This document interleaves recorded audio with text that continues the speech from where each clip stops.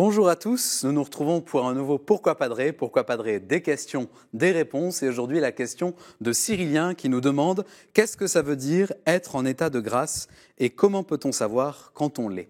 Alors bravo d'abord pour votre question Cyrilien, car elle nous emmène vers un lieu délicat de notre vie spirituelle, ce fameux état de grâce. Alors commençons par essayer de le définir. Être en état de grâce, ça veut dire être alimenté par la charité divine, être spirituellement en état de vivre la béatitude divine. Ça n'est pas quelque chose qu'on peut se donner à soi-même, c'est un cadeau que Dieu nous a fait le jour de notre baptême. Un cadeau qui est alimenté en nous par toutes les grâces que nous recevons dans la suite de notre vie au quotidien, qu'elles soient sacramentelles ou non. Ça n'est pas non plus quelque chose qu'on peut mesurer par un ressenti, puisque Dieu est invisible et que la vie divine à laquelle il nous invite, c'est la rencontre avec lui, et lui, il est pur esprit. Alors, pour préciser notre recherche, on va maintenant définir ce qui détruit en nous l'état de grâce.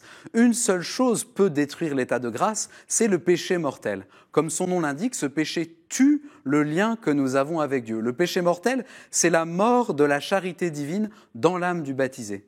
Mais de la même manière que nous ne pouvons pas savoir si nous sommes en état de grâce, nous ne pouvons pas sentir quand la charité divine vient à mourir en nous. Il n'y a pas de manière de mesurer la charité par un ressenti. Par contre, ce qu'on peut savoir, c'est quand on commet un péché grave. Les péchés sont graves quand ils impliquent une matière objectivement grave, c'est-à-dire tout ce qui est concerné par les 10 commandements. Alors, je ne peux pas savoir si le péché que j'ai commis est mortel, mais je peux savoir s'il est grave. Et donc, je peux m'en confesser, et donc je dois m'en confesser. Voilà le moment décisif. Même si nous n'avons pas accès par le ressenti à notre état de grâce, nous avons une liberté, une conscience, une mémoire. Et Dieu compte sur nous, il compte sur ce que nous sommes.